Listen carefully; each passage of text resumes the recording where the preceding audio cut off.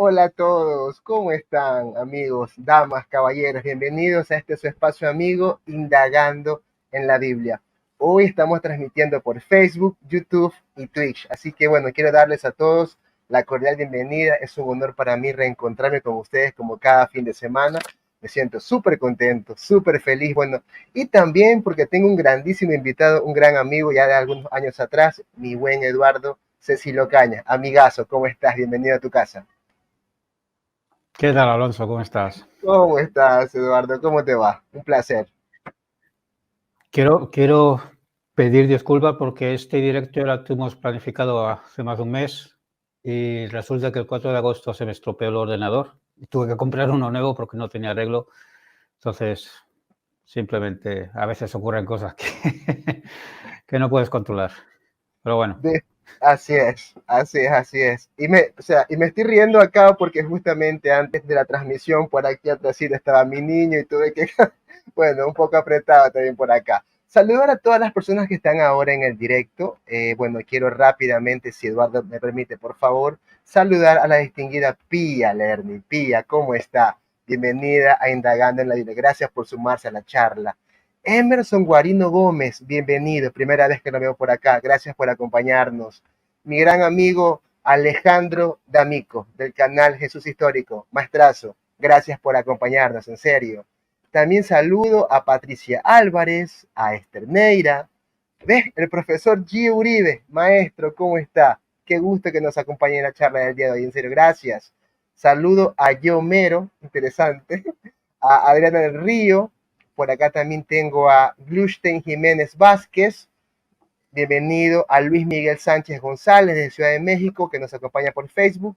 Y a todas las personas que se van a ir sumando a la charla en el transcurso de este directo. Bueno, el día de hoy, como les dije, tengo un tema súper interesante. Vamos a estar hablando sobre la desmitificación del Jesús idealizado. Bueno, y para ello he traído a Eduardo porque este es un tema que es un poco complejo, porque actualmente se habla de un Jesús gay friendly, un Jesús protofeminista, protocomunista, bueno, y todos los protos que existan, como que Jesús hubiera inventado algo nuevo, pero bien, hoy nos acompaña Eduardo para desmitificar esta imagen. Así que Eduardo, bueno, ¿qué nos puedes decir con respecto a este tema, querido amigo? sí, resulta que todo el mundo que no estudia ciencias bíblicas tiene su propia idea sobre Jesús. Oye, algunos que a lo mejor que la estudian, pero no las asumen. Entonces, pues sí, se habla del Jesús feminista, del Jesús gay friendly, del Jesús pacifista, todo un Jesús idealizado. Y el Jesús histórico no fue eso. Entonces es lo que quiero tocar hoy. Es un tema muy extenso, probablemente ya lo hemos hablado, lo tendremos que hacer en varias partes porque no daría tiempo para todo, porque si quiero desmontar lo que se dice, por ejemplo, voy a empezar con el tema de si Jesús fue gay friendly o no. Si quiero desmentir esto, tengo que entrar en muchos detalles para poder argumentarlo firmemente, porque yo podría decir, pues no, no lo fue. Jesús no fue gay friendly y lo dejamos ahí. Pero quiero argumentarlo bien, quiero presentar los argumentos de quienes defienden que Jesús fue gay friendly y vamos a ver que son argumentos que no tienen sustento alguno. Esta mañana, no sé si fue esta mañana o ayer por la mañana, no lo recuerdo, para que os hagáis una idea hasta qué punto absurdo se suele llegar. Me etiquetaron en un vídeo en TikTok donde un supuesto historiador, no lo sé si es historiador o no, pero quien hizo el TikTok le puso un rótulo historiador. Nombres y apellidos, historiador, no lo he comprobado. Eh, Hablando de los matrimonios homosexuales en la Iglesia católica, bueno, en la Iglesia, no dijo católica, creo recordar, dijo en la Iglesia, hasta el siglo X se celebran matrimonios homosexuales. Eso es falso. Eso no tiene nada que ver con el Jesús histórico. Pero bueno, para que veáis hasta qué punto se llega por parte de la comunidad LGTBI. Yo soy de la comunidad LGTBI y a mí no se me hace un favor con estas cosas. Entonces, vi un vídeo anterior de esta persona porque, claro, dije, es historiador de verdad, a ver qué otros vídeos tiene. Entonces, un vídeo donde dice que Pablo de Tarso, cuando habla de los arsenokoitai, no está hablando de los homosexuales porque la palabra homosexual no se inventó hasta el siglo X. Bien, tiene razón. pero el concepto, estamos hablando de conceptos, no de palabras exactas. Entonces, argumenta que Pablo de Tarso quería decir quienes asesinan durante el coito. Y yo pensé, pero ¿cómo he llegado a esa conclusión? Bueno, pues resulta que se inventa una filología, que arsenocoitai viene de arseno, del veneno arsenio, y coitai de coito. Entonces, pero ¿cómo puede la gente llegar a esos extremos, ¿no? Entonces, bueno, luego hay algunos argumentos en respecto al Jesús histórico que son más serios, evidentemente, ¿no? Pero que tampoco tienen fundamento, o pienso yo. Claro. Yo quiero argumentar que no tienen fundamento. Perfecto, perfecto, Eduardo. Bueno, mencionaste en un principio, y bueno, vas a comenzar por aquí hablando sobre un Jesús que no es gay friendly. Imagino que tiene diapositivas y todo lo demás, ¿no? Sí. Perfecto, perfecto, Eduardo. Bueno, con gusto. Bueno, puedes empezar si deseas compartirla sin problema. Vale, pues si quieres, amplíame un Sí, sí, por segundito, supuesto. cambio la escena, Sí, amplíame la imagen. sin problema. Hasta que acomodamos esto, bueno, si las personas tienen preguntas en el directo, por favor, pueden dejarlas con toda confianza. Listo, queridos amigos, ahí estamos. Bien, perfecto. Esto, un ejemplo de argumentos que se dan a favor de que Jesús Guy Friendly es un blog. Se llama El Obrero y aquí hay un señor, Leopoldo, creo que es de la comunidad porque he buscado un poco de información sobre él y en Facebook tiene, bueno, se habla de su pareja, que a mí no me interesa, simplemente me interesa por saber si es que cojea de algún pie apologeta, por decirlo de alguna forma. Quiere barrer para su casa. Entonces, pues este blog es de un tal Leopoldo, donde se defiende al Jesús Guy Friendly, y esto es como ejemplo de lo tenencioso que se suele actuar cuando, más que de la honestidad intelectual, lo que importa es defender una idea preestablecida. Entiendo que Leopoldo pertenece a la comunidad LGTBI, a su vez será creyente en el Dios bíblico, entiendo también, y sobre todo en Jesús, por lo tanto, necesita ajustar a Jesús a su mundo y no su mundo a Jesús. Ese es el problema. Entonces, aquí voy a leer algunos estatus de este blog. Dice, conceptos como la homosexualidad o sodomía no existían en los primeros siglos de presencia del cristianismo. Estos conceptos aparecen con otros nombres que muchas veces, al ser traducidos, pierden su significado inicial. Traducciones en muchos casos manifestantemente tenenciosas. Bien. Y luego dice, citando a un autor, Daniel Helminiak, que realmente no escribe sobre el Nuevo Testamento, escribe sobre el Antiguo Testamento, he leído el libro, dice, hay que tener mucho cuidado de no proyectar nuestras opiniones sobre Jesús y su mundo. El hecho es que la actividad homogenital era común en el mundo de Jesús.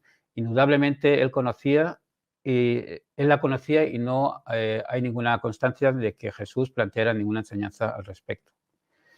Bien, el libro principalmente trata el Antiguo Testamento, ¿vale? Entonces, aquí este argumento de que Jesús no trataba, no planteara ninguna enseñanza al respecto, es decir, sobre la homosexualidad, es un argumento que se suele decir. Se suele decir que Jesús no habló de la homosexualidad, por lo tanto, ergo, estuvo a favor. A ver, Jesús no habló de la zoofilia, no habló del incesto. ¿Quiere decir que Jesús estuvo a favor? No, Jesús estuvo en contra. Jesús cita el Levítico, constantemente, con frecuencia. Entonces, es en el Levítico donde se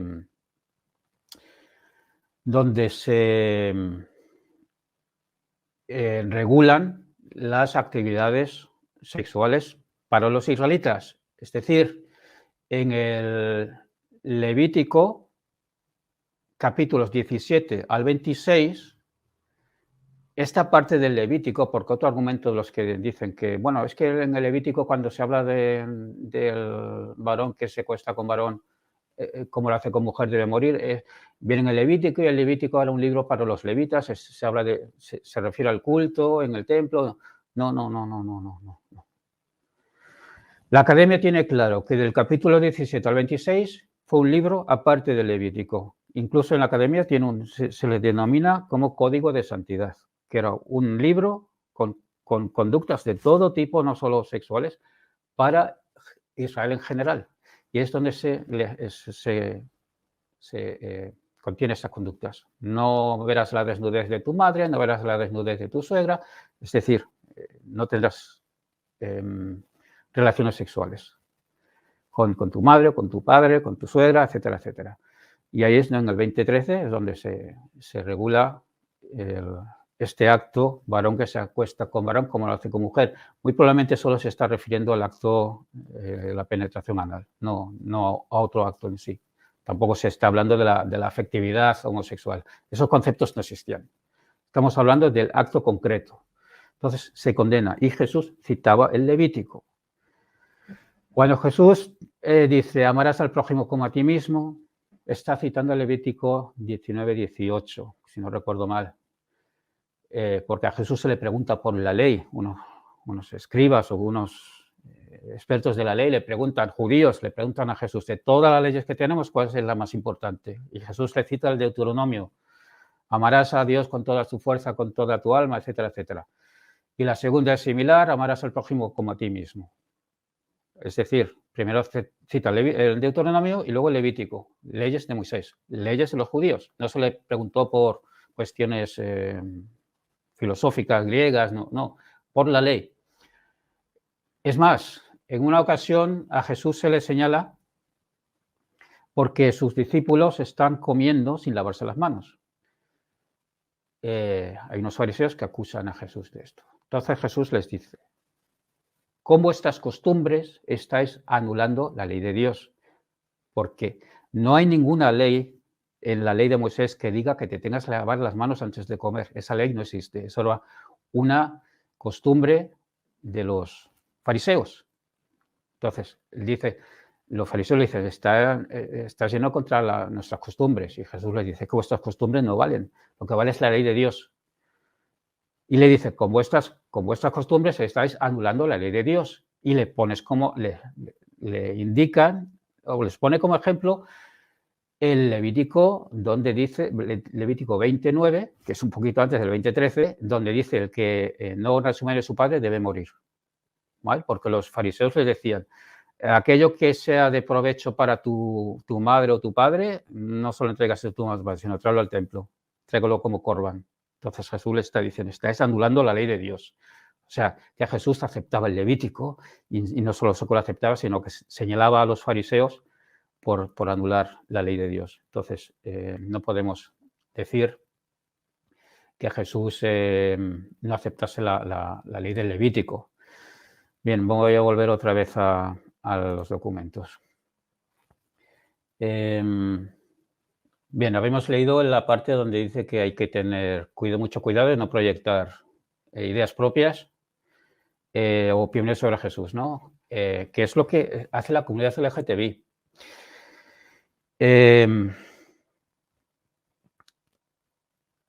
Luego tenemos, a ver, voy a seguir con la siguiente cita.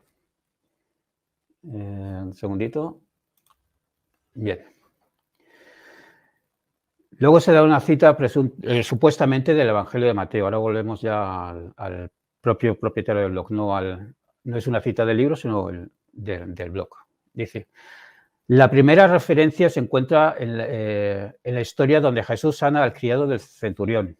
La palabra usada para criado es pais, en el Evangelio de Mateo, en la cual en la cultura griega se refiere a un amante más joven que de un hombre mayor o más educado. La narración demuestra claramente un amor inusual, intenso, y la respuesta de Jesús fue totalmente positiva. Entonces, supuestamente cita a Mateo, que luego vamos a ver la trampa que hace. Mateo 8, 5, 1. Al entrar Jesús en Capernaum, se le acercó un centurión que le rogaba diciendo, Señor, mi amante está postrado en casa, paralítico gravemente afligido. Jesús le dijo, yo iré y le curaré. Pero el centurión le dijo, Señor, no soy digno de que entrase bajo mi techo, solamente di la palabra y mi amado siervo sanará. pues también yo soy hombre bajo autoridad y tengo soldados bajo mis órdenes, y digo a este ve y va, y al otro ven y viene, y a mi siervo hace esto y lo hace. Al oírlo Jesús se maravilló y dijo a los que le seguían, en verdad os digo que ni aún en Israel, bueno, sigue el texto, ¿no? Bien, lo importante es lo que la parte esta donde supuestamente habla de un amante. Lo que Leopoldo ha traducido como amante en el griego es el famoso pais. Bien, que ya veremos más adelante qué quiere decir, si quiere decir amante o quiere decir siervo. Luego Leopoldo hace trampas, colocando una palabra en el texto que no viene en Mateo, porque según Leopoldo Estapé, en Mateo 8:8 dice, mi amado siervo sanará, pero el evangelista escribe, mi siervo sanará. No sé dónde ha sacado amado. He buscado por si quizás alguna variante textual en algún manuscrito contenga la palabra amado, pero no hay nada de ello. He buscado en los libros de Metzger y nada, esa variante textual no existe. Entonces, eso lo podemos descartar. Entonces, yo sospecho, a ver, dame un segundito, que vaya cambiando.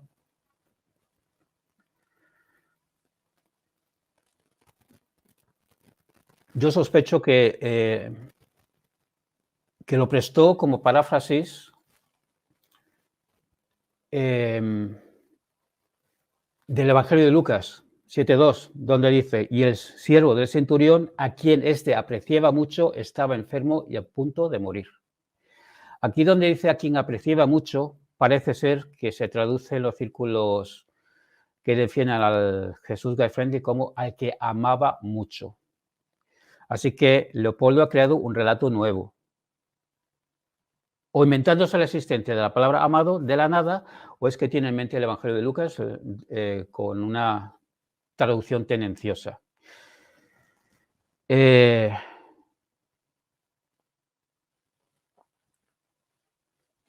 Luego vamos a Lucas 14:8. La única referencia que hace Lucas en otro versículo de la palabra o de la expresión amar mucho, bien, que es también una referencia que se hace, amar mucho, éntimos. Esto que éntimos no significa amar mucho, sino honrar o estimar o apreciar mucho algo de forma distinguida. ¿Vale? En Lucas 14:8 dice, que es la otra referencia que tiene, dice, cuando seas invitado por alguno a un banquete de bodas, no tomes el lugar de honor.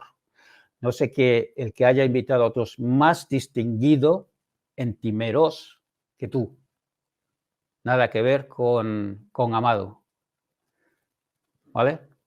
Entonces, ahora nos vamos a ir a un blog de un supuesto erudito. Aquí en este blog se cita a Picaza. A ver un momento, el ratoncito, bien. Vamos a leer lo que escribe Picaza. Esa palabra pais puede tener tres sentidos, siervo, hijo y amante, casi siempre joven, y puede resultar escandalosa. El texto paralelo en Juan 4:46 evita el escándalo y pone huios, hijo, en vez de pais, pero con ello tiene que cambiar toda la escena porque los soldados no solían vivir con la familia y cuidar a sus hijos hasta después de licenciarse. Por eso el centurión aparece aquí como un miembro de la corte real de Herodes. También Lucas 7:2 quiere eludir las complicaciones y presenta a ese país como doulos, es decir, como un simple criado, el siervo del centurión. Con eso ha resuelto un problema, pero ha creado otro. ¿Es verosímil que un soldado quiera tanto a su criado? Y sigue. Ciertamente, en teoría podría ser un hijo y también un simple criado, como suponen los paralelos de Juan y Lucas, pero lo más sencillo y normal es que haya sido un amante homosexual, alguien a quien otros libros de la Biblia, quizás romanos, habrían condenado. Pero gracias a Dios, como sabemos por el texto siguiente, cargó nuestras enfermedades, Mateo 6:17, Jesús no era un moralista, sino un Mesías capaz de comprender el amor y la debilidad de los hombres. En el caso del amor homosexual, lo fuera. Jesús sabe escuchar al soldado, bla, bla, bla. Bueno, esto es un sermón. Esto no es una crítica literaria, esto es un sermón. Entonces, es todo un sinsentido. Y luego más adelante veremos que este sermón que nos ha dado no tiene sentido alguno. Ahora vamos a ir a una persona algo más considerada en el mundo académico. Yo, por mi parte, no, pero bueno. Se trata de Álvarez Valdés. Ariel Álvarez Valdés, sí. Ariel Valdés. Ariel Álvarez Valdés. Álvarez Valdés, sí. Bien. Aquí en este blog Criterio Digital hay un artículo de él. Bien, ahí lo he marcado. Que dice que el artículo es de él. Así que lo vamos a citar. Según Mateo, el militar se presenta ante Jesús y le rogó que curara a un joven paralítico que estaba en su casa y sufría mucho. ¿Quién era el enfermo? Mateo no lo dice. Solo lo identifica con la palabra pais, término griego que significa joven, muchacho. Algunas Biblias lo traducen como sirviente, pero es un error porque cuando Mateo se refiere a un sirviente usa la palabra doulos. Así, por ejemplo, en el mismo episodio del centurión le dice a Jesús, cuando le pido a mi sirviente doulos que haga algo, lo hace. Evidentemente, el muchacho no era un sirviente. Bueno, aquí Valdés está haciendo trampas, contando media verdad, porque Mateo utiliza la palabra pais como siervo en otro lugar, concretamente en dos que os voy a leer. Mateo 12, 18, citando a Ezías, dice, mirad mi siervo, si lo veis en griego, dice pais. Aquí, sí. Mirad mi siervo a quien he escogido, mi amado en quien se agrada mi alma. Sobre él pondré mi espíritu y las naciones proclamará justicia. Y luego tenemos Mateos 14, 1 al 2. Dice, porque por aquel tiempo Herodes, el tetrarca, oyó la fama de Jesús y dijo a sus sirvientes, ¿vale?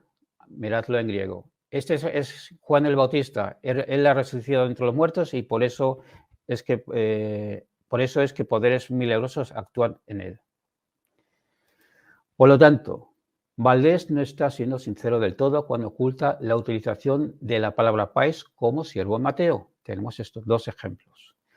Y además, el propio Mateo, en el relato sobre el siervo, pues intercambia como sinónimo la palabra pais con doulos, porque yo también soy hombre bajo la autoridad, con soldados a mis órdenes, y digo a este, ve y va, y al otro ven y viene, y a mi siervo hace esto y lo hace. Aquí, si lo veis en griego, pues se ha intercambiado pais con doulos. Pero bueno, Valdés pues dice que usa palabras distintas porque está diferenciando entre el amado homosexual y el siervo. Pues está clarísimo que está hablando de la misma persona. ¿Bien? Y luego se me acusó en su momento de quién soy yo para cuestionar a Valdés, porque yo soy un don nadie. Así que, como yo soy un don nadie, lo que vamos a hacer es consultar diccionarios. El primer diccionario es Greek Lexicon, of the New Testament, desde 1800 y algo.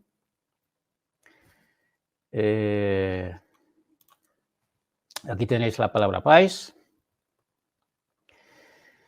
Eso he remarcado algunas traducciones. Dice infante masculino o femenino, es decir, child en inglés es niño o niña, no es neutro, es una palabra neutra, ¿vale? Infante masculino o femenino, niños en general, sirviente y esclavo.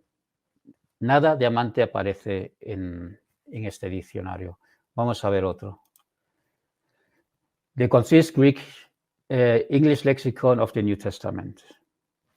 Bien. Lo mismo. Aquí vemos una explicación de por qué puede ser infante o esclavo.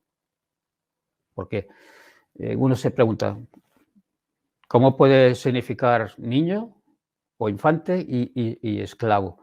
Pues aquí se te explica que la idea básica detrás de la palabra pais es una persona en calidad de dependiente, es decir, dependencia y obediencia. Es decir, un infante depende de los padres y debe obedecer a los padres y está bajo su autoridad, y un esclavo depende de su amo y está bajo la autoridad del amo.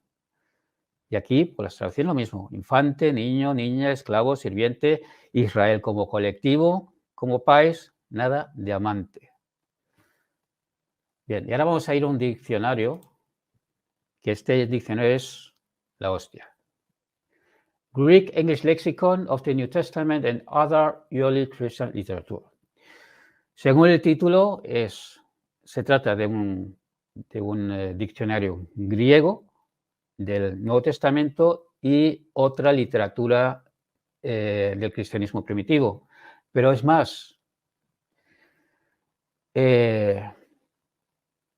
aquí se recoge toda la literatura griega, toda la literatura griega que contenga cierta palabra. No solo el Nuevo Testamento y la literatura del cristianismo antiguo, sino también, por ejemplo, de la Septuaginta, los clásicos griegos como Homero, Filón de Alejandría, apócrifos en griegos, Josefo, etcétera, etcétera. Toda la literatura que tenemos en griego, donde aparece la palabra pais, por ejemplo, que es la que nos interesa, pues aquí se identifica en este diccionario. Bien, son 3 páginas donde se dan todo tipo de...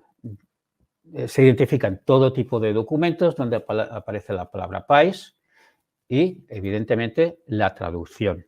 Y tenemos lo mismo: niño, primogénito, sea niño o niña, esclavo, sirviente, incluso ángeles como sirvientes de Dios, y en ningún caso se identifica o se traduce como amante. Y luego tenemos a nuestra amiga Carla, investigando la historia. Ella invitó en su momento a Antonio Piñero, que es filólogo, y salió el tema de esta palabra pais, y Carla le preguntó la traducción amante, y Antonio Piñero dijo que no, que a él jamás se le ocurriría traducir la palabra pais como amante. Por lo tanto, ahí tenemos a un filólogo experto que sí es alguien para decirle a otro que la palabra pais no quiere decir amante. Por lo tanto, hemos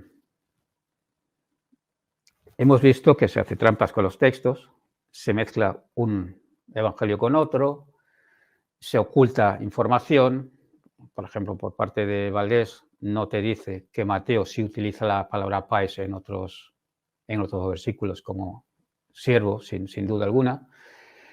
Entonces, ¿por qué ese afán de intentar demostrar que esta narración del siervo es en realidad una narración sobre una relación homosexual entre el centurión y su amante, y que Jesús lo aceptó? Pues bueno, esto no es serio. Así que esto en cuanto al asunto del siervo. Y como ya he dicho, Jesús, como judío que fue, Antonio Peñero dice que los católicos con los que él trata, que suelen aceptar que Jesús era un judío, pero Antonio Peñero dice, no lo llevan hasta las últimas consecuencias. Entonces, Jesús aceptaba la ley de Moisés. Evidentemente la interpretaba como hacía cualquier otro judío de la época, porque de eso trataban los judíos, de pelearse en quién tenía la razón a la hora de interpretar la Torá. Entonces, Jesús claramente defendía la ley de Moisés y entre ellos el Levítico, lo citó en varias ocasiones. Y pretender que por alguna extraña razón se saltara la 2013 cuando te está citando la 29 y le está dando la validez, evidentemente tenemos también que entender que, por ejemplo, la ley de lapidar a una adúltera. Esto ya en los tiempos de Jesús, y eso lo sabemos, o el ojo por ojo, eso ya no se llevaba. Ahí pero no se aprobaba que se incumpliera la ley. Lo que pasa es que el castigo severo es el que ya no se llevaba, ¿no? Evidentemente Jesús probablemente no hubiese estado de acuerdo que se lapidara a muerte o se matara al varón que se acostara como varón, como lo hiciese con mujer. ¿No tocó el tema? No lo tocó, pero tampoco tocó la zoofilia, ni tocó las relaciones sexuales entre tu padre y tu madre y tus familiares, que sí vienen en el Levítico. Y Jesús eso tampoco lo tocó, porque no se daría el caso, o a lo mejor sí lo trató y no nos ha llegado, pero el argumento es absurdo. Como no hablo de ello, pues entonces estuvo a favor. No, pues entonces, siguiendo tu argumento, tenemos que entender que Jesús estuvo a favor de la zoofilia. No, Jesús seguramente que no estuvo a favor de la zoofilia, porque lo prohíbe el Levítico, una ley que él asumía como de obligatoria cumplimiento, evidentemente interpretándolo como él viese conveniente, ¿no? Como lo hacían otros rabinos. Entonces, no, Jesús no fue guy friendly. Perfecto. Eduardo, bueno, mientras vamos desarrollando la charla, no sé si deseas que te haga algunas preguntas que tengo por acá o quieres continuar. Sí. Ok, sí. Bueno, por acá tengo una pregunta de nuestro gran amigo Ulpio. Amigo, ¿cómo estás, querido Víctor? Un grandísimo historiador. Mira, él te pregunta lo siguiente. A ver, si tú conoces algún texto del judaísmo del Segundo Templo a favor de la homosexualidad. Esta es la pregunta. No conozco absolutamente ninguno. Y es que, a ver, hay que poner a Jesús en su, como se dice en la academia, en su marco histórico, su marco cultural. Entonces, ¿cuál era el marco histórico, el marco cultural de Jesús? El judaísmo del Segundo Templo y más concretamente el judaísmo apocalíptico. Entonces, y ahora si quieres, enganchamos con el Jesús pacifista. Había una idea de que Yahvé, por alguna extraña razón, había permitido que las fuerzas del mal, personificadas en Satanás, en Belial, en Mastemac, quien fuese de estos personajes, tuviesen poder en el mundo, estuviesen apoderado del mundo. Pero esto no duraría para siempre, sino todo lo contrario. En breve Yahvé intervendría, habría una guerra escatológica, las fuerzas del bien contra las fuerzas del mal, tanto en el cielo como en la tierra, es decir, aquí en la tierra los judíos piadosos que seguían fielmente a Yahvé lucharían contra los enemigos de Israel, en el caso de Jesús, los romanos. En Qumrán se les denomina Kitim, posiblemente cuando se escribe el texto se hacía referencia a los griegos, pero luego se entendió que eran los romanos, porque claro, las profecías no se van cumpliendo, entonces se van reajustando los textos, las interpretaciones. Bueno, tenemos esta guerra escatológica entre la comunidad de Qumrán, que eran los hijos de la luz, y los hijos de las tinieblas, que eran las naciones enemigas de Israel, entre los Kitim, y los judíos que colaboraban con los romanos, con las autoridades del templo, etcétera, etcétera. Entonces, había esta idea de esta guerra escatológica. Y cuando el reino, previo al reino de la instalación del reino, previo a la instalación del reino, habría un juicio. Entonces, en este juicio, aquel que no cumpliese con la ley de Yahvé, pues acabaría en el Gehenna. Bien, Jesús habla del Gehenna, en Qumrán se habla del Sheol, que bien, en la Biblia hebrea el Sheol no es un lugar de castigo eterno, es un lugar donde acaba todo el que muere, está bajo tierra y haya sido bueno o malo, hayas cumplido o no cumplido con la voluntad de Yahvé, todo el mundo acaba ahí en el Sheol, sin conciencia, hasta el fin de los tiempos. Pero esa idea se desarrolla en el judaísmo del Segundo Templo y se identifica el Sheol como un lugar de castigo eterno, con fuego. Y eso lo encontramos, por ejemplo, en el rollo de la guerra, en la columna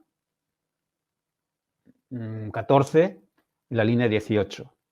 Es uno de los manuscritos. Hay otro segundo, que ahora no recuerdo cuál. El rollo de la guerra está identificado como 1QM, por si lo queréis buscar. Y luego hay otro que se encontró en la cueva número 4, que ahora no recuerdo el número de identificación. Pero bueno, tenemos dos textos donde en Qumran se identifica el Sheol como un lugar de castigo, con fuego. Entonces, hay que entender a Jesús dentro de ese contexto histórico.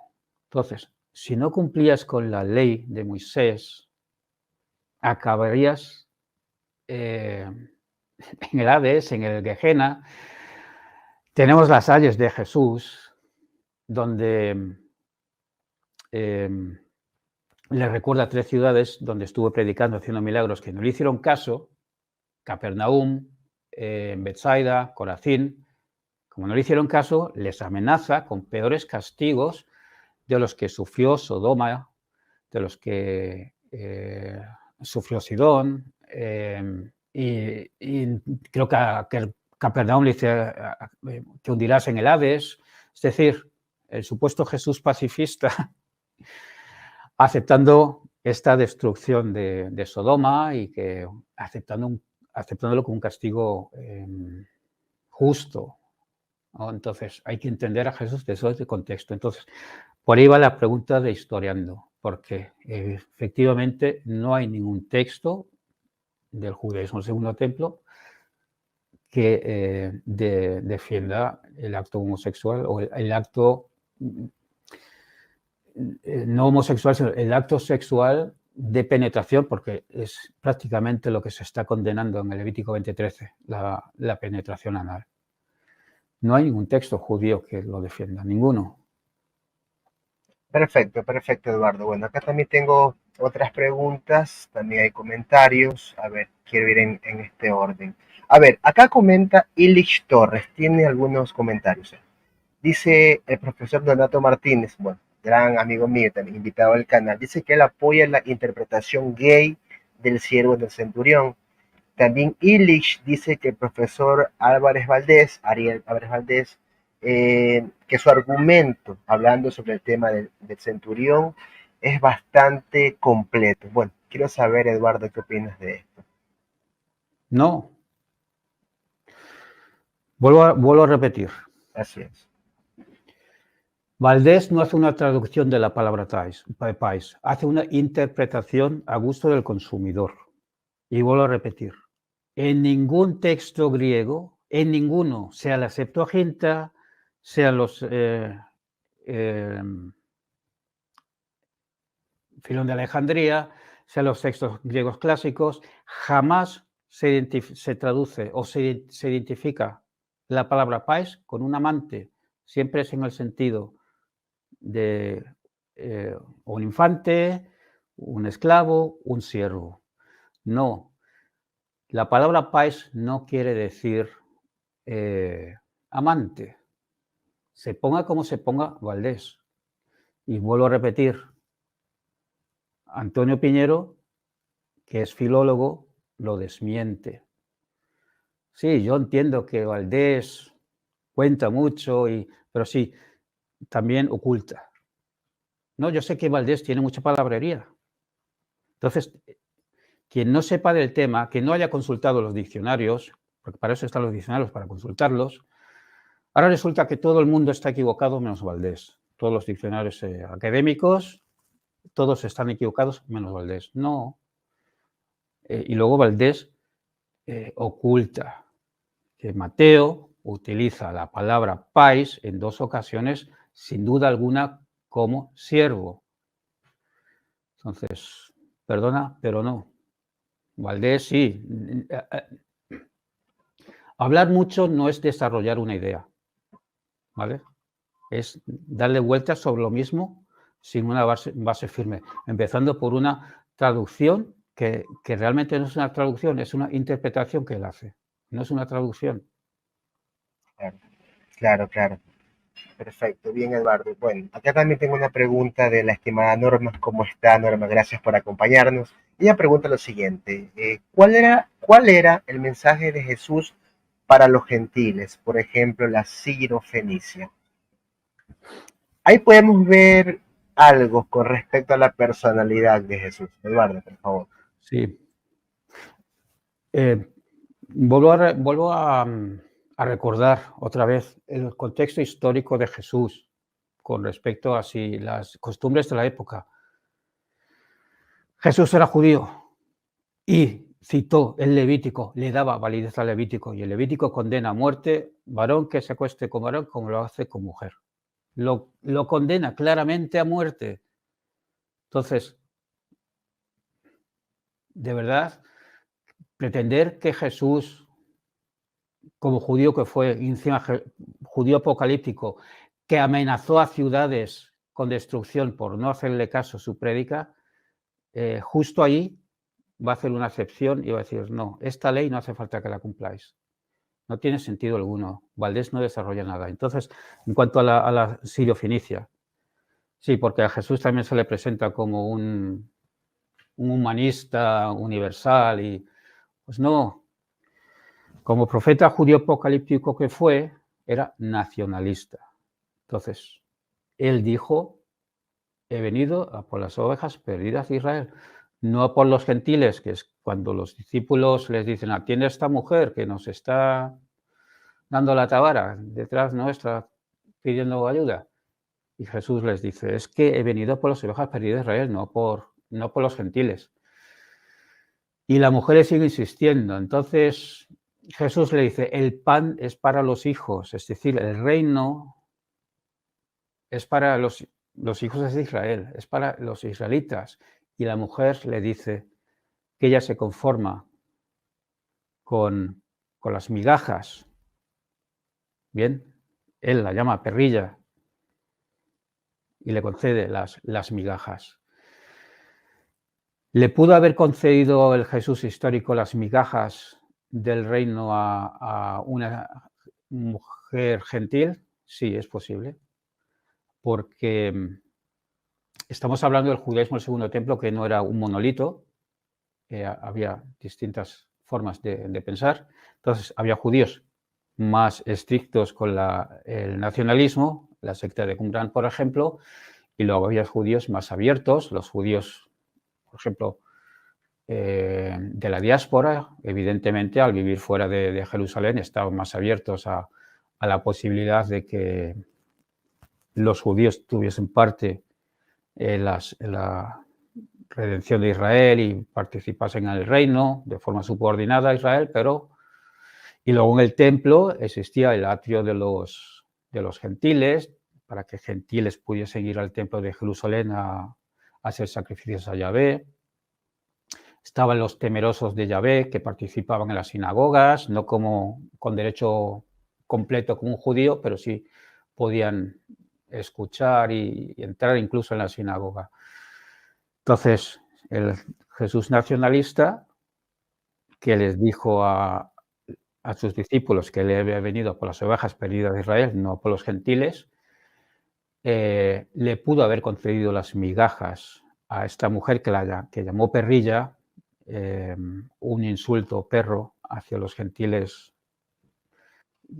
típico del judaísmo de la época. Por lo tanto, Jesús no fue un personaje universalista. Eduardo, perdón que te interrumpa. Justamente hablando sobre este comentario que estás haciendo.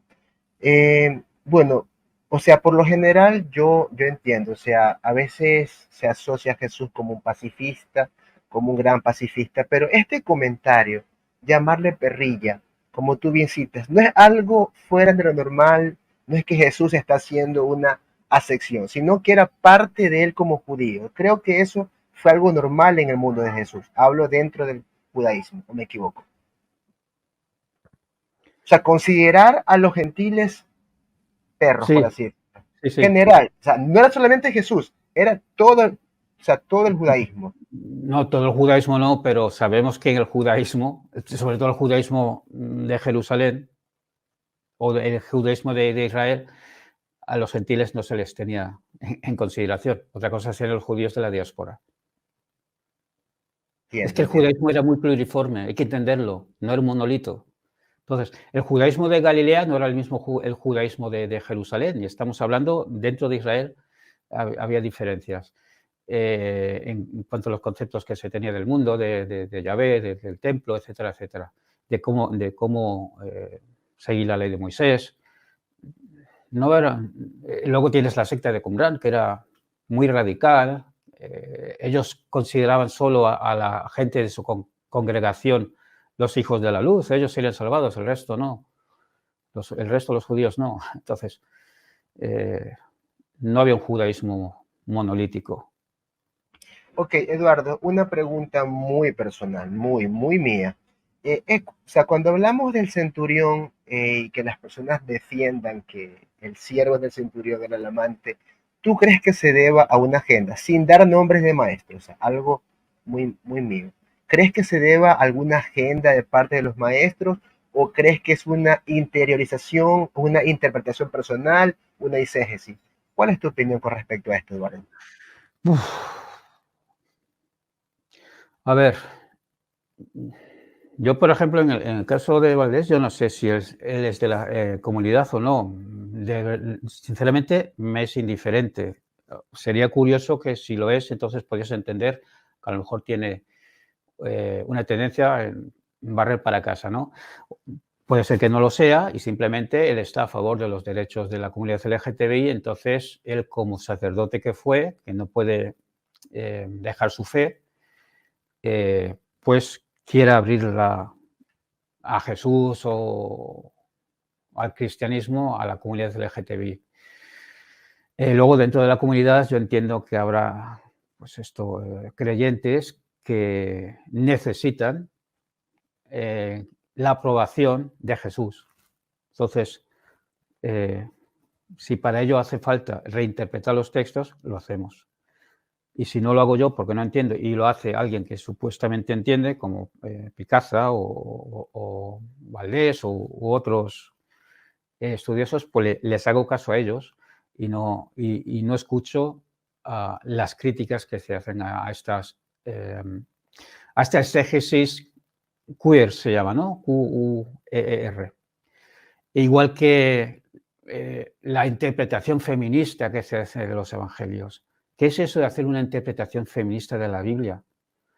No puedes hacer eso. Tienes que estudiar la Biblia tal como es y no llevar una agenda contigo y decir, en base a esta agenda voy a interpretar los textos. Eso no es ser honestos. Entonces, tenemos a las feministas, y puedo dar nombres también, hay una señora que da conferencias del Jesús feminista y que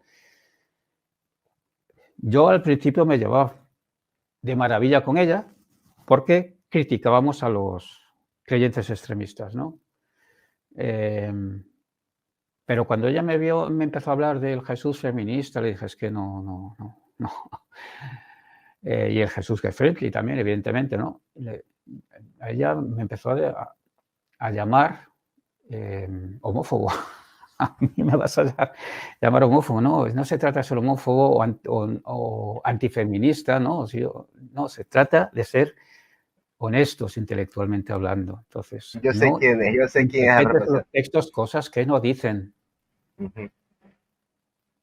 Es verdad. Bueno, una gran amiga también acá del canal. Sí sé quién es, mi querido Eduardo. Pero bien. ¿A quién me refiero? Perfectamente. Mira, acá pregunta otra vez Ulpio, dice así. Bueno, para ti, Eduardo, ¿piensas que el centurión no sería romano sino herodiano atendiendo al lugar Cafarnaúm? Sí, bueno, eso se ha propuesto también en la academia. No se tiene claro, ¿no? Pero sí, esa propuesta se ha hecho también en la academia, sí. Perfecto, Eduardo. A ver, bueno, ahora sí ya no hay más preguntas por acá. No sé si deseas continuar, Eduardo, con la exposición de lo que estabas hablando en un principio. Sí, si quieres saber, vamos a ver algunos textos. No sé cuánto tiempo tenemos. Estamos con 50 minutos, con 56 segundos. eso no quiero alargar mucho. Pero bueno, vamos a ver algunos Tu textos. micrófono, Eduardo, A ver, háblame ahí, por favor, háblame ahí. Algo pasó con el micrófono. Sí.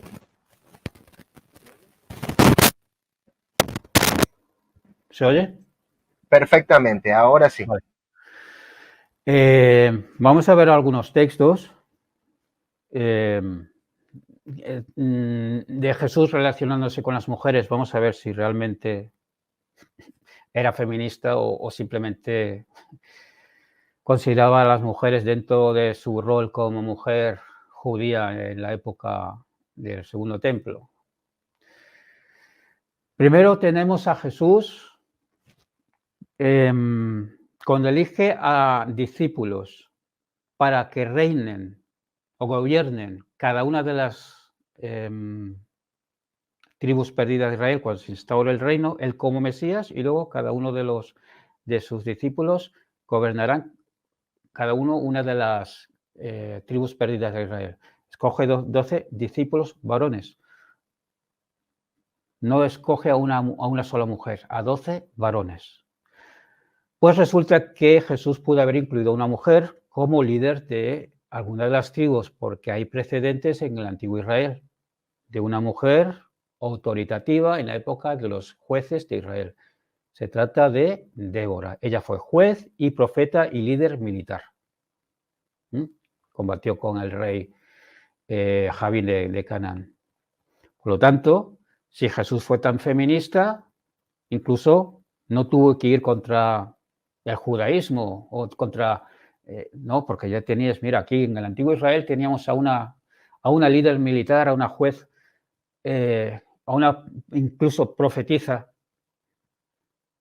pues vamos a incluir, aunque sea una mujer, entre los 12. Pues no, no lo hizo. No fue tan feminista, ¿no? Entonces, bueno, ya que tocamos esto de Débora, voy a hacer un pequeño inciso. Hay un personaje en TikTok que tiene cuenta también en YouTube que desafía a la gente, bueno, a los creyentes, ¿no? Más bien dicho, que a la gente, a los creyentes, hablando de la misoginia en la Biblia, que la Biblia es misógina, no sé qué.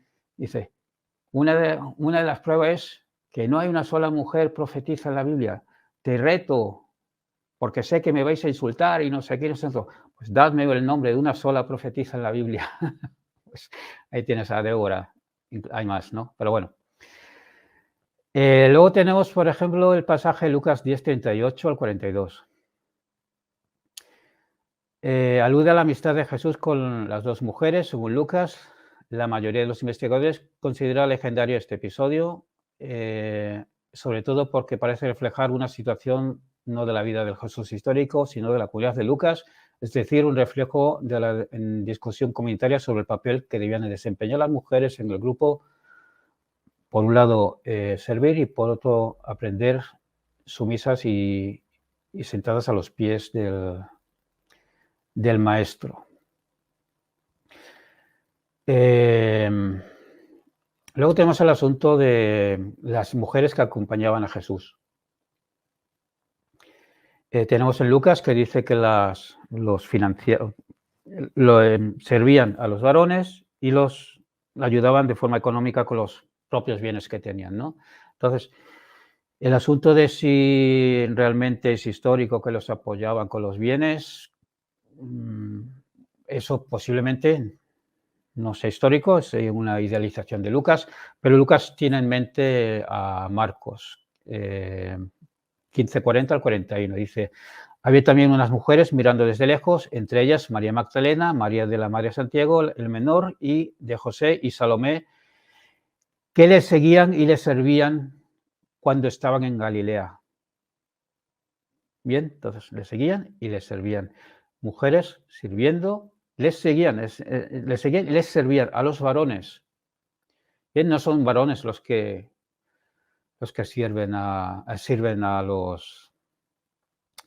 las mujeres. Entonces Jesús acepta el rol de la mujer sirviendo al varón. Luego tenemos el relato de la mujer sorprendida en adulterio, que evidentemente no es histórico, de hecho, posiblemente no es histórico. Eusebio de Cesarea habla de una mujer pecadora pero bueno, es el mismo relato, no lo sabemos, pero este relato es creo que es del siglo II. Y bueno, el relato de la mujer adúltera, pues no perteneció al Evangelio de Juan, aparece en la primera vez que aparece en algún manuscrito es el siglo V, en el Codex Bezae, en los manuscritos más antiguos como el P66 o el P75 no aparece en el Vaticanus, no aparece en el Sinaiticus, en el Alejandrinus, en el Washingtonianus, es decir, en otras ocasiones aparece en otro lugar en el Evangelio de Juan, y en otras ocasiones aparece en los manuscritos en el Evangelio de Lucas. Y también hay que decir que Jesús no aprueba que la mujer haya cometido adulterio. De hecho, no tiene sentido que se quiera lapidar solo a la mujer, porque cuando había adulterio había que lapidar a los dos, no solo a la mujer. Entonces, esto es un relato fabricado. Y aún así, al final dice, Betty, no peques más, no está probando que la mujer sea adúltera. Es decir, si vuelve a pecar, que hubiese hecho este Jesús inventado, ¿no? Porque realmente esto no es un hecho histórico. Entonces, este relato realmente no nos sirve para poder establecer si Jesús aquí actuó a favor de una mujer o no. Luego tenemos el relato de la suegra de Simón Pedro. Dice, cuando salió de la sinagoga se fue con Santiago y Juan a casa de Simón y Andrés. La suegra de Simón estaba en cama con fiebre y le hablaban de ella. Se acercó y tomándola a la mano la levantó. La fiebre la dejó y ella, ¿qué hizo? Se puso a servirles. Es decir, una mujer que estaba enferma, que es sanada por Jesús, se levanta y ¿a qué se dedica? A servir a Jesús y a los que acompañaron a Jesús, ¿no? Entonces, aquí otra vez la mujer en su rol como judía al servicio de los varones. Y luego tenemos el asunto del divorcio. Bien. En Marcos 10 dice: quien repudia a su mujer y se case con otra comete adulterio contra aquella. Y si ella repudia a su marido y se casa con otro, comete adulterio. Es decir, esto no tiene sentido. En el judaísmo la mujer no podía repudiar al marido. Entonces, aquí esto se trata evidentemente de Jesús.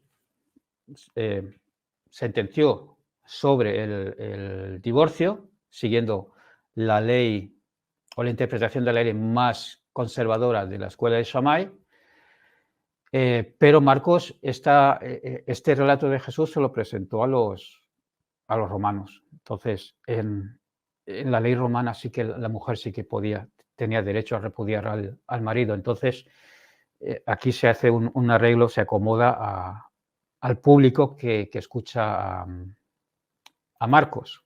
Sin embargo, en Mateo 5, 31 al 32,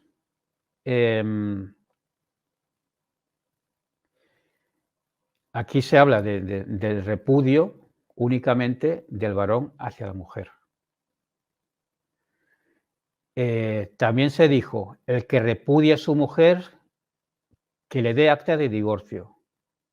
Pues yo os digo, todo aquel que repudia a su mujer, excepto en el caso de fornicación, la hace ser adúltera. Y el que se case con una repudiada comete adulterio. Es decir, aquí el derecho al repudio es del varón. Y luego también en Mateo 19:9 dice, Moisés, teniendo en cuenta la dureza de vuestro corazón, os permitió repudiar a vuestras mujeres, pero al principio no fue así. Ahora bien, os digo que quien repudia a su mujer, salvo por fornicación, y se case con otra, comete adulterio. Es decir, en Mateo, cuando se recoge el episodio, la sentencia de Jesús pronunciándose sobre el divorcio, quien repudia es siempre el varón, nunca la mujer. Por lo tanto, vuelvo a insistir, Jesús consideró a la mujer dentro del rol de una mujer del judaísmo del Segundo Templo. Mujeres que acompañaban a varones, pues a Teudás, al revolucionario Teudás, le acompañaron mujeres. Incluso podían mujeres acompañar a varones de Galilea para ir a Jerusalén. Eso no era nada fuera de lo normal. Entonces, ese argumento de que había mujeres que acompañaban a Jesús es una prueba de que Jesús tenía en consideración a la mujer a la altura del varón, tampoco se sostiene.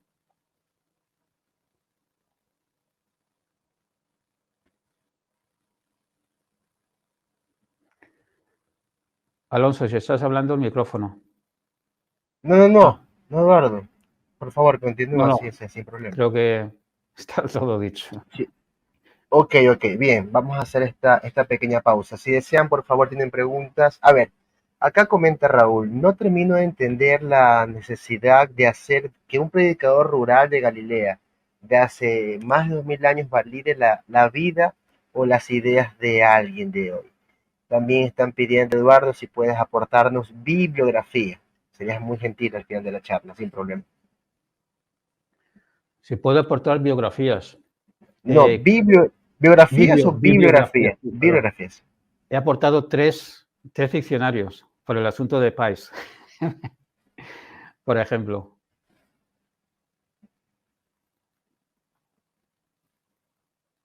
Ya, perfecto. Eduardo, a ver, la charla de hoy justamente estaba enmarcada en esa idea, ¿no? De desmitificar la imagen de Jesús. Hablamos del Jesús gay friendly, que ha sido derribado, lo que entiendo yo acá. Hablaste de un Jesús que no es pacifista, tengo entendido. Un Jesús, a ver, también yo he escuchado algo, he escuchado a Jesús como protocomunista. De verdad que la gente saca unas ideas y hace unas imágenes de Jesús tremendas, en serio. Claro, primero tendría que entender yo qué es el comunismo, porque realmente no sé yo lo que es el comunismo. Pero yo entiendo que se dice que Jesús era protocomunista porque se compartían los bienes. Entiendo que es eso, que lo dicen por eso. Sí, supongo Pero también claro, que sí. resulta que Jesús abogaba por la instauración de un Estado teocrático. Es decir, donde había que seguir la ley de Dios, él como Mesías de ese Dios, y había que vivir según la ley de Moisés. Yo creo que eso no es muy comunista. Claro, incluso acá hay una figura acá por América Latina bastante reconocida, el famoso Che Guevara. Incluso yo personalmente he escuchado que lo asocian, que Jesús fue un revolucionario, que Jesús fue un Sí, comunista, bueno, de todo, en serio, de todo. bien. Sí, Jesús fue un revolucionario en el sentido de que se opuso al Y se poder de levanta. Roma y al poder establecido, sobre todo del templo, que de alguna forma tenían oprimido al pueblo. En ese sentido, Jesús fue revolucionario, pero ahí se acabó toda la similitud con el Che Guevara. Claro, a ver, acá pregunta la estimada Norma, dice, Eduardo, ¿crees que sea posible que Jesús se hubiera casado y lo hubiera ocultado por agenda? Eh, Realmente, a ver, yo no creo que se hubiese ocultado si Jesús se hubiese casado. Cuando se escribieron los evangelios, este pensamiento de la Iglesia Católica de un Jesús, no sé, que no hubiese tenido sexo, que todos esos son conceptos que se van desarrollando después. Entonces, se habla de Jesús en términos peyorativos o que van, no peyorativos, sino que van contra lo que luego predica la Iglesia y no se eliminó de los evangelios. Por ejemplo, cuando Jesús dice, he venido solo a por las ovejas perdidas de Israel, cuando la Iglesia dice llevar el evangelio a todo el mundo, ¿no? Que eso es lo que dice luego el Jesús resucitado, el Jesús divinizado. Entonces, no se eliminaron estos textos problemáticos. Yo creo que si Jesús hubiese sido casado y se hubiesen recogido los evangelios, no se hubiese eliminado. Lo que pasa que posiblemente cuando Jesús empezó a predicar, No sabemos si estaba divorciado, posiblemente no, porque a no ser que hubiese sido por fornicación, ¿no? Si era viudo o soltero, no lo sabemos. Que un judío fuese soltero en el siglo I tampoco era algo inconcebible, porque es otro de los argumentos que se dice, ¿no? Es que Jesús tuvo que estar casado porque en el judaísmo todo el mundo se tenía que casar. Eso no es cierto. De hecho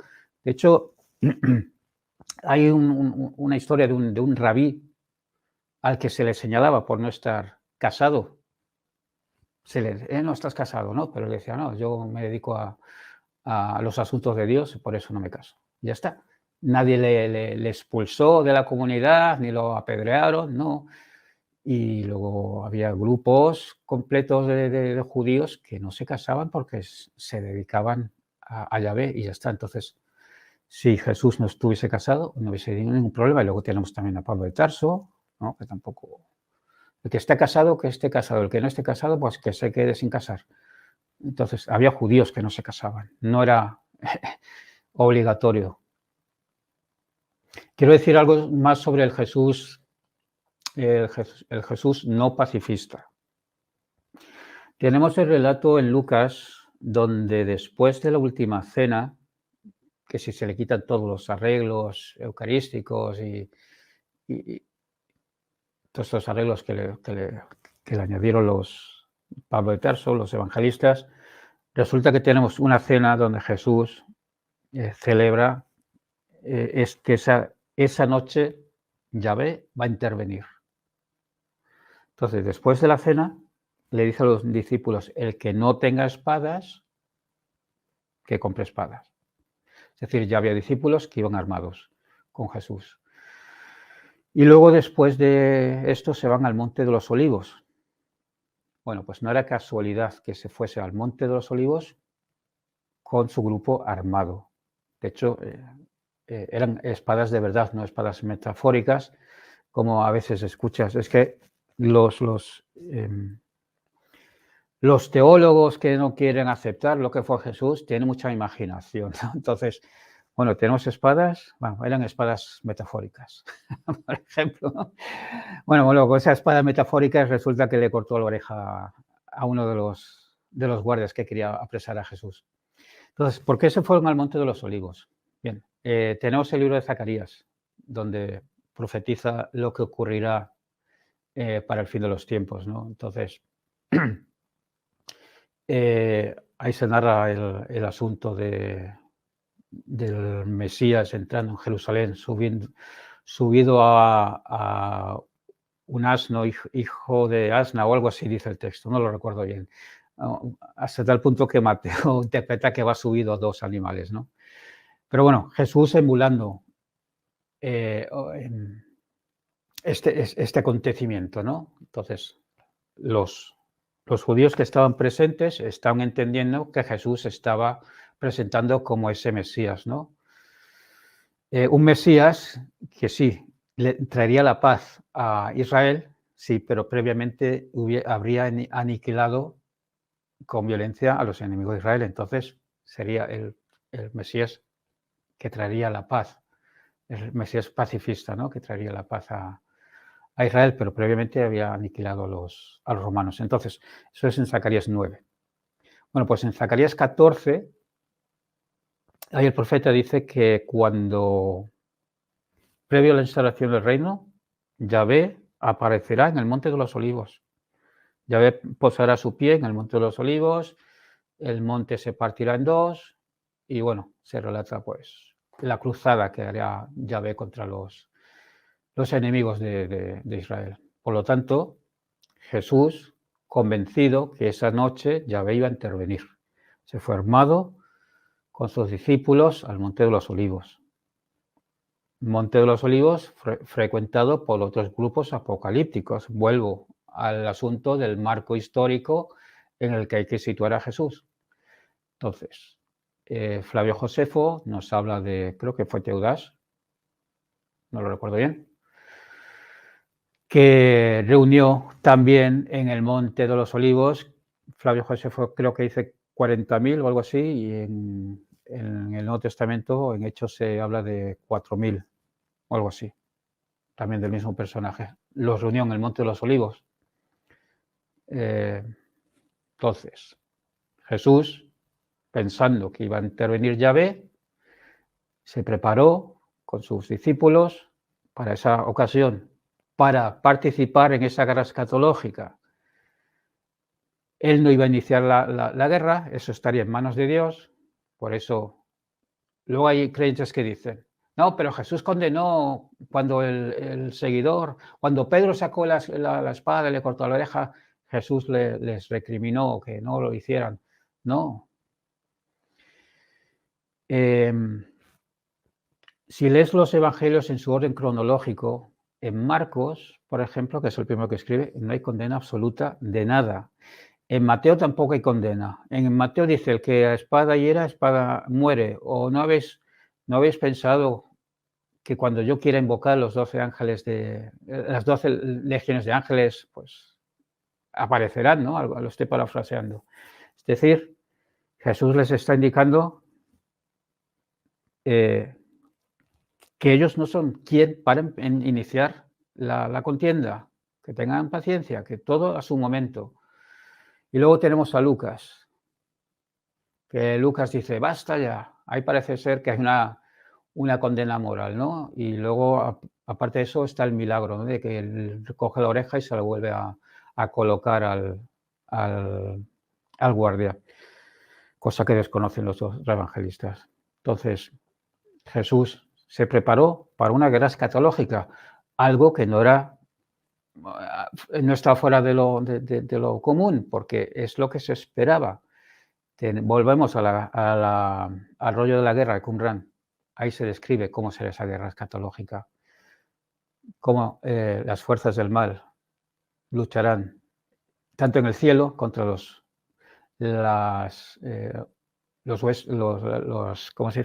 ejércitos de Belial, y en la tierra los hijos de la luz contra los hijos de las tinieblas, que sería la congregación de Qumran contra los romanos y, bueno, cualquier enemigo de Israel. Entonces, esta guerra escatológica es algo que se esperaba, que se respiraba en el ambiente, porque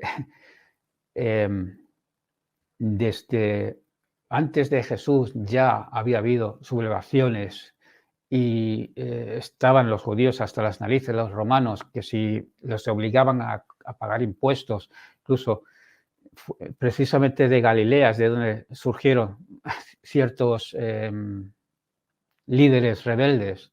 Pues resulta que Jesús era de Galilea también. Por lo tanto, Jesús no fue pacifista, se preparó para una guerra escatológica. Perfecto, Eduardo. Bueno, acá sí las personas tienen que aprender de Jesús, porque sé que en ciertos países están oprimidos por sus gobiernos, es a rebelarse. No, mentira, es una broma, no, nada que ver, no vayan a hacer eso.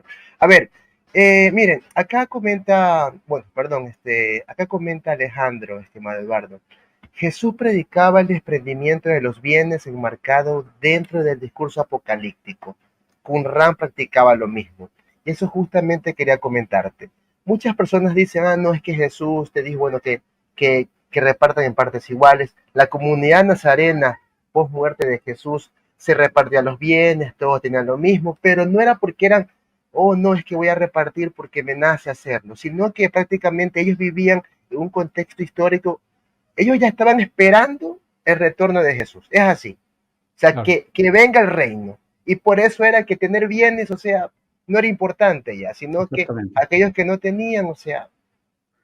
Exactamente. Y en el caso de los cristianos, después de la muerte de Jesús, esperaban el regreso de Jesús y la instauración del reino durante su generación.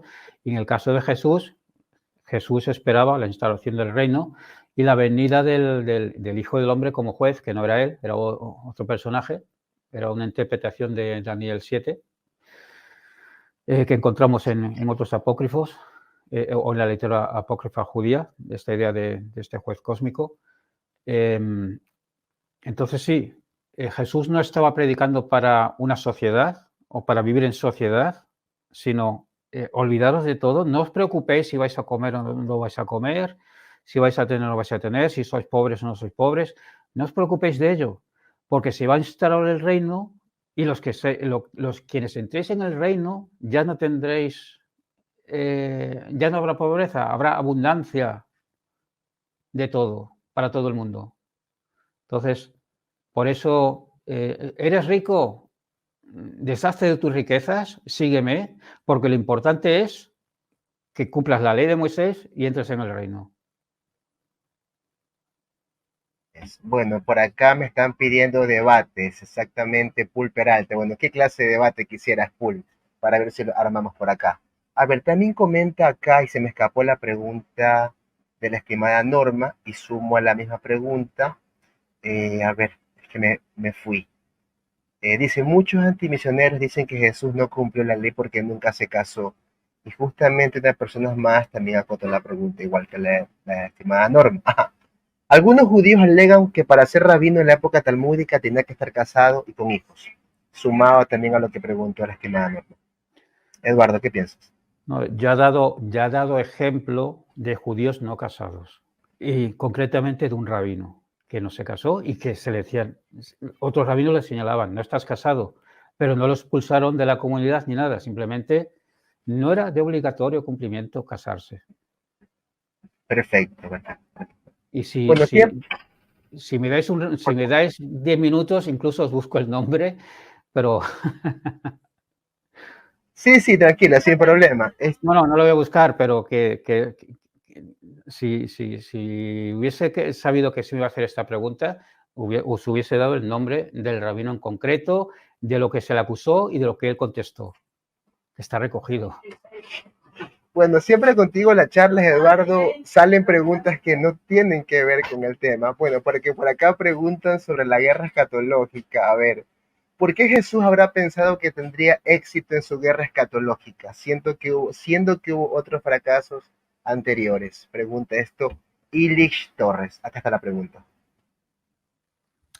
Muy fácil, porque él pensaba que él era el Mesías. Los otros no, él sí. Entonces, Yahvé le iba a asistir. Y de hecho, pese a todos los fracasos que hubo, los judíos se levantaron en armas contra Roma. En el año 70, después de que Jesús hubiese fracasado, de que Teudas hubiese fracasado, de que Judas el Galileo hubiese fracasado, un montón de fracasos, y aún así se levantaron en armas contra Roma. ¿Por qué? Porque estaban convencidos de que Yahvé iba a interceder por ellos. Perfecto. Mira, acá comenta Juan Carlos Cuadrado. ¿Cómo estás, Juan Carlos? Gracias por acompañarnos. Él dice así, Jesús era pacifista en el sentido de porque era antiviolencia y por eso ni actuó en el arresto y asesinato de su mentor Juan y ponen en su boca la opción de no devolver el mal y los golpes. Eduardo. A ver, ya lo acabo de explicar. Jesús se preparó para una guerra escatológica donde sería Yahvé el que iniciara esa guerra. Tenemos, por ejemplo, a los celotes que decían, no, tenemos que empezar nosotros la guerra para demostrar a Yahvé que tenemos confianza en él. Y Jesús decía, no, nosotros no somos quienes para provocar a Yahvé. Él sabrá cuándo tiene que intervenir. Claro, entiendo, Eduardo. Bueno, acá te pregunta Pruebas Libres by tu red educativa. ¿Cómo estás, amigo? Tiempo sin verte por acá. Él pregunta esto, bajo el punto de vista de Eduardo, ¿qué aspecto de la personalidad cautivó a una comunidad de discípulos? Saludos desde España. Esta es la pregunta, Eduardo. Ahí está colgada, para que puedas quizás entenderlo.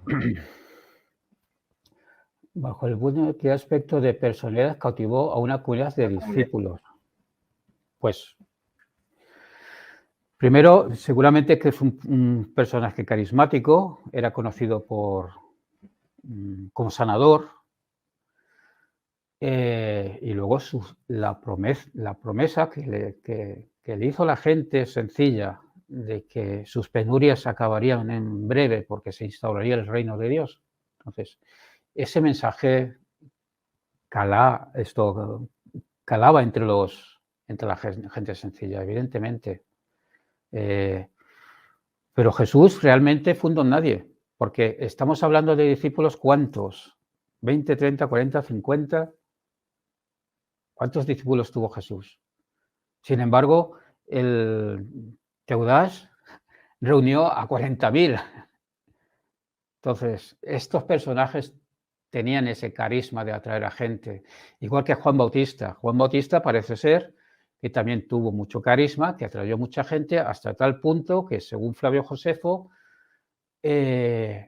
Herodes lo eliminó porque temía que podía provocar una revuelta. El motivo por el que fue ejecutado Juan Bautista fue ese, no el motivo que se hizo en los evangelios, porque motivos sexuales y cosas así, no, motivos morales no. El motivo fue ese temor que tuvo Herodes de que Juan Bautista, que tenía carisma, tenía seguidores, pues se provocase una revuelta. Entonces, Jesús no destacó sobre otros pretendientes a Mesías.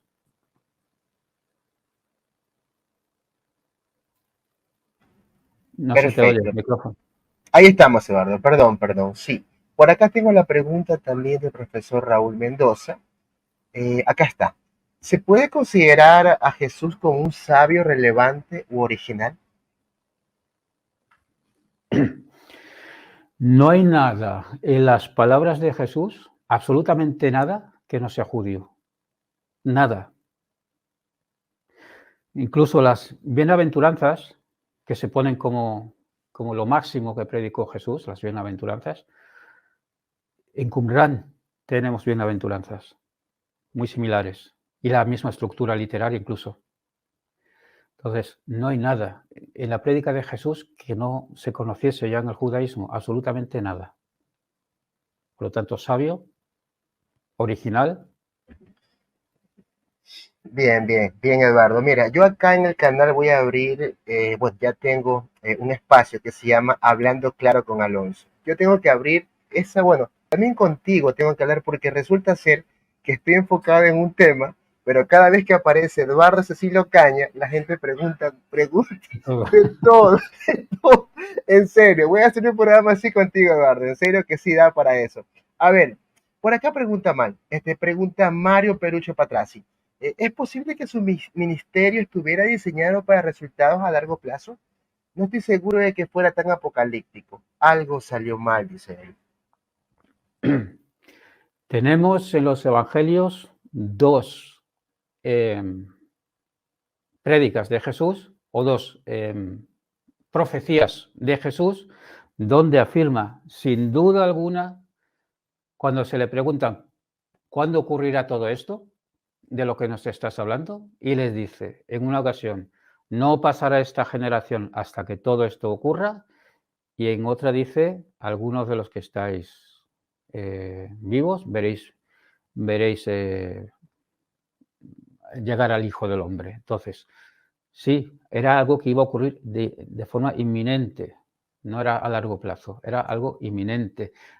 Y vuelvo a decir, la última cena, eliminando todos estos adornos eucarísticos. De hecho, os recomiendo que leáis la Didache. Ahí se habla de la cena de Jesús, no tiene nada que ver con la Eucaristía, ahí no se presenta el cuerpo y el pan y como el cuerpo y el vino, que es la sangre, no, ahí no tiene nada que ver. Se dirigen al Monte de los Olivos armados porque Jesús está convencido de que Yahvé esa noche va a intervenir. De hecho, en la última cena dice, la próxima vez que comamos juntos será en el reino. No iban a esperar 3 meses para volver a comer juntos. Esa misma noche se instauraría el reino. Eduardo, sí, justamente iba a preguntarte el asunto del templo, cuando Jesús se enoja, derriba todas las cosas de los cambistas y todo lo demás. esa personalidad que vemos allí de Jesús, ¿era propia de un judío celoso? Pues prácticamente Jesús, no sé, muestra esa imagen porque esa era su personalidad. O realmente va el asunto por esa otra parte, lo que te dije en un inicio. O sea, celoso como buen judío de que el templo de Dios estuviera contaminado. Vale. La idea de que el templo de Jerusalén estaba contaminado era una idea común. ¿Dónde? En el pensamiento apocalíptico. Lo encontramos en Qumrán también. En Qumrán se piensa que el templo será destruido y en el cielo hay un templo esperando.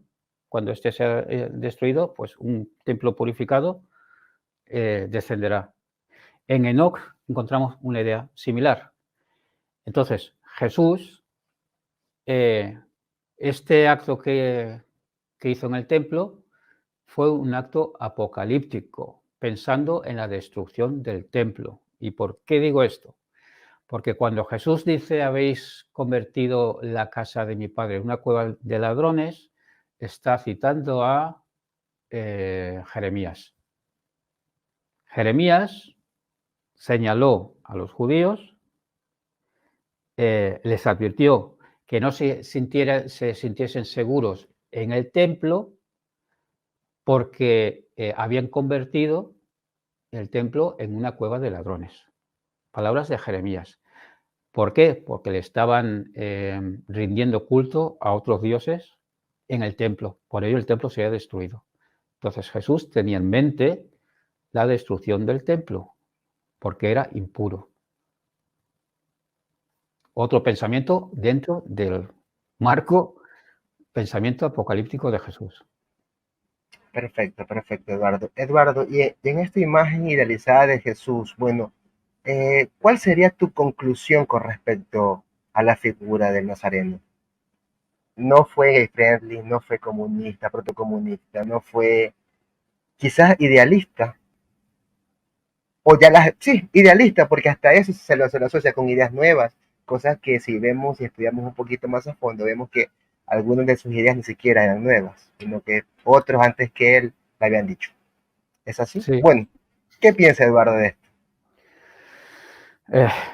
Yo es que más bien de pensar qué es lo que no era fue Jesús, me adelantaríamos más si estudiáramos quién fue Jesús, porque si sabemos que Jesús fue un apocalíptico que esperaba la instalación del reino y habría un reino con Yahvé como el único Dios, él como Mesías y sus discípulos como gobernantes de cada una de las, pues ahí podemos descartar al Jesús comunista, por ejemplo, ¿no?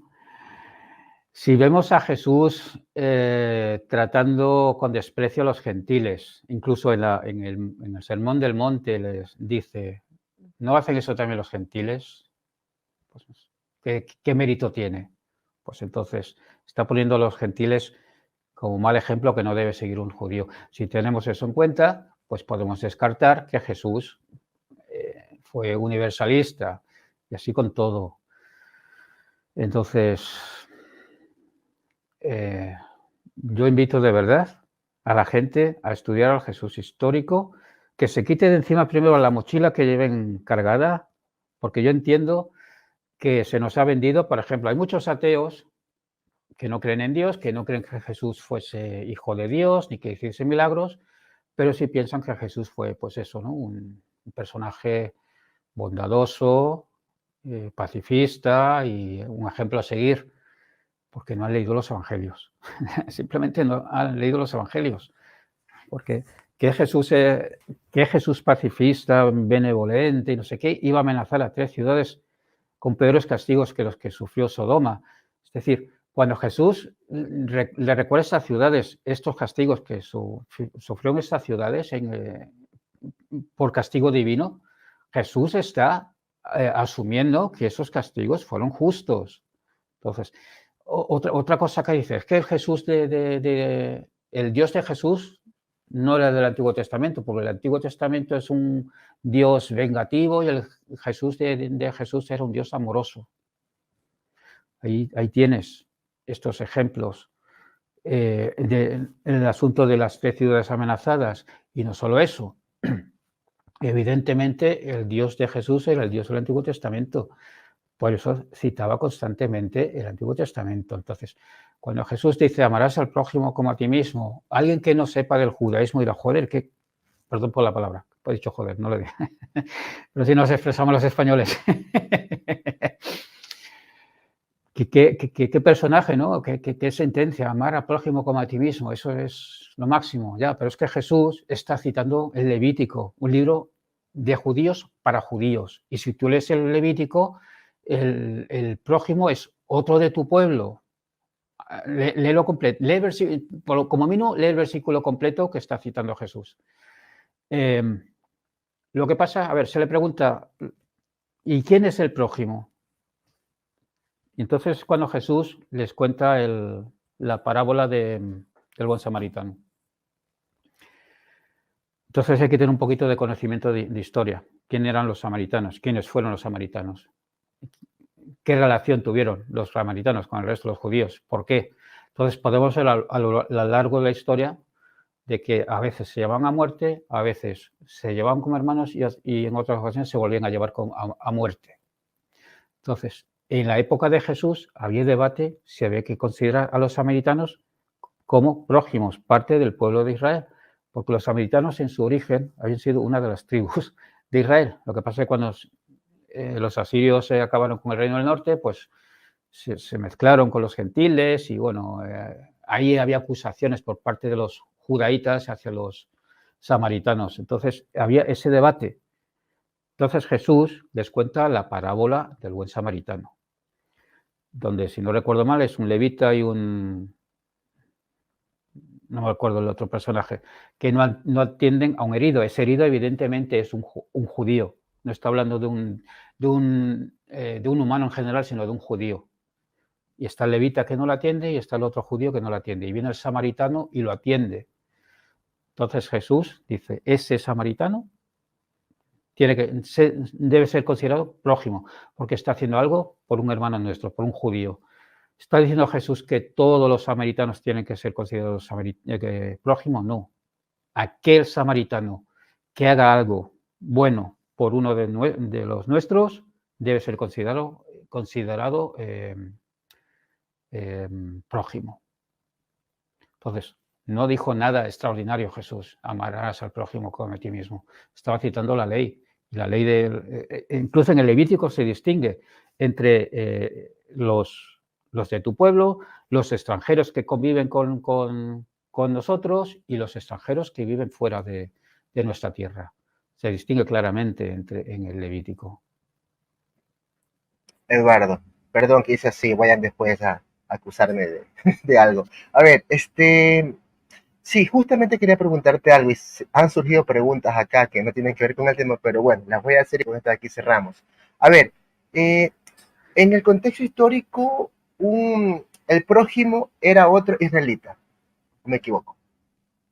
En el Levítico, el prójimo era otro judío, otro de tu pueblo. Lee el Levítico, léelo. Si quieres te lo leo en un momento.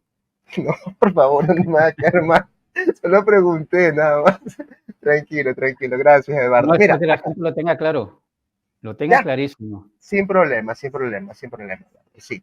Mira, acá comenta Héctor Muñoz que a finales del siglo I hubo un famoso rabino llamado Simeón ben Asai, que no se casó, pero él enseñaba que los demás debían casarse. Él decía, ¿qué le voy a hacer? Mi alma está enamorada de la Torah, o de Sí, la ley, en este caso. ese es el rabino. Perfecto, Simón ben Asai. Acá pregunta Tiberio Claudio. Así como los judíos crearon una nación y religión fundada en un personaje que no existió, ¿podría razonablemente pensarse que Jesús tampoco existió? Y así como Moisés se creó ese movimiento. Ese es otro tema. Bueno, ahora vamos a hablar del Jesús histórico, si existió o no. A ver, yo estoy convencidísimo que sí existió. Entonces, aportar ahora los argumentos y por qué considero que existió un Jesús histórico, evidentemente no el Cristo de la fe, sino el Jesús histórico. Eso como diría Pedro de humanismo, eso sería para otro vídeo. Para otro video, exactamente. Sí, tengo un video aquí en el canal, lo tuve con el búho de Minerva. Ahí el tema es, ¿existió Jesús? Bueno, ahí él responde en la charla. Bueno, por acá también tengo la pregunta de Eduardo Dupré Cañete. A ver, me gustaría saber, el Evangelio de Juan, ¿de dónde sacó la información de Jesús y la samaritana? En el capítulo 4, si los judíos no se llevaban bien con los samaritanos. Claro, esa perícopa no es considerada por los historiadores como un relato del Jesús histórico. Es una construcción teológica. Perfecto, perfecto, perfecto. Gracias, Eduardo. Acá Paul GR dice, el Padre Nuestro jamás lo dijo Jesús. ¿Es solo literatura? El Padre Nuestro es una Versión apocalíptica. Es una oración dentro del marco apocalíptico. Una oración se evoca la era mesiánica y es una oración típica del judaísmo. Tenemos oraciones muy similares, más desarrolladas en el judaísmo, donde se evoca la era mesiánica. La oración de Jesús es más escueta, pero tenemos Padre nuestro que estás en los cielos, que tu nombre sea santificado. Mira, esto de que tu nombre sea santificado, ¿qué quiere decir eso de que tu nombre sea santificado? Lo encontramos en las oraciones judías también. Ahí tenemos a Yogari Puyol. Tu gran amigo, tu gran amigo. Sí, gran amigo, que dice, nadie sabe qué quiere decir eso, santificado es tu nombre. Pues está refiriéndose a Ra, que ven ya, Ra, no sé qué. Tonterías. En Ezequiel, en el libro de Ezequiel, se dice que el día que se instaure el reino, el nombre de Yahvé será santificado. Por lo tanto, cuando se dice santificado sea tu nombre, se está evocando esa época, que se instaure el reino, porque en el momento que se santifique el nombre de Yahvé es porque se ha instaurado el reino. Entonces, es una oración que está pidiendo que venga ya la era mesiánica. Otra vez, el contexto apocalíptico.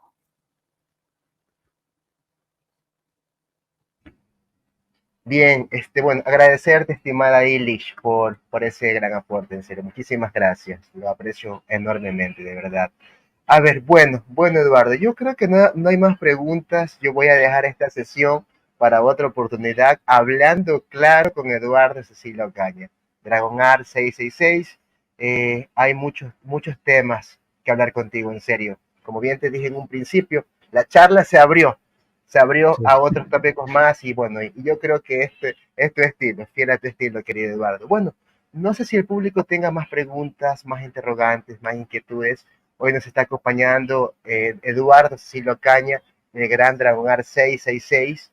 Con él estamos hablando acerca de desmitificando al Jesús idealizado. Hablamos un poco en el principio sobre un Jesús que no es gay friendly, sobre un Jesús que no es pacifista, sobre un Jesús que no es el protocomunista, bueno, y todos estos Jesuses que han sido idealizados. Y bien, Eduardo, quiero dejarte a ti con unas últimas palabras hoy en el canal, alguna reflexión, algún comentario, invitarnos quizás a estudiar más, a indagar más, a que te sigan también en tu canal, en TikTok, en YouTube, bueno, y todo lo que tengas para poder seguir.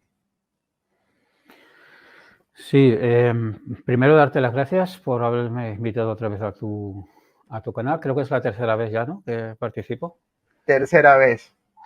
Y lo digo porque en tu canal invitas también a gente de Cuarta vez, calidad, perdón. ¿no? La cuarta ya. Cuarta vez. Invitas a gente de renombre, pues entonces que me invites a mí también, pues lo tengo en consideración. Yo invito a la gente que que tenga interés en el Jesús histórico, que vea estos canales de divulgación como es, por ejemplo, el que tiene Pedro Humanismo tiene también un canal, como es el de Alonso, como es el mío, como es el de Carla, investigando la historia, el de G. Uribe. Hay varios canales que nos dedicamos a divulgar lo que se estudia en la academia. Bien, yo no soy historiador, pero llevo unos 20 años leyendo a los historiadores, arqueólogos, expertos en crítica literaria, a los expertos en Qumran, etcétera, etcétera. Entonces, tengo una biblioteca online que podéis acceder a través de mi canal YouTube Dragon 666, en la pestaña Información. Tenéis un enlace que dice Acceso a mi biblioteca. Y ahí tenéis cientos de libros sobre el Jesús histórico, sobre los orígenes de Israel, los orígenes de Judá, la religión de Judá, la religión de Israel, el politeísmo del antiguo Israel, todo lo que tiene que ver con los estudios que nos ayudan a entender los relatos bíblicos desde las ciencias bíblicas, es decir, desde la arqueología, la historia, la crítica literaria, antropología, crítica textual, egiptología, siriología, bueno, un montón de ciencias. Y todo eso está en los libros. Y es muy importante que divulgamos esto, seamos ateos o seamos creyentes, eso es indiferente, lo importante es la honestidad intelectual.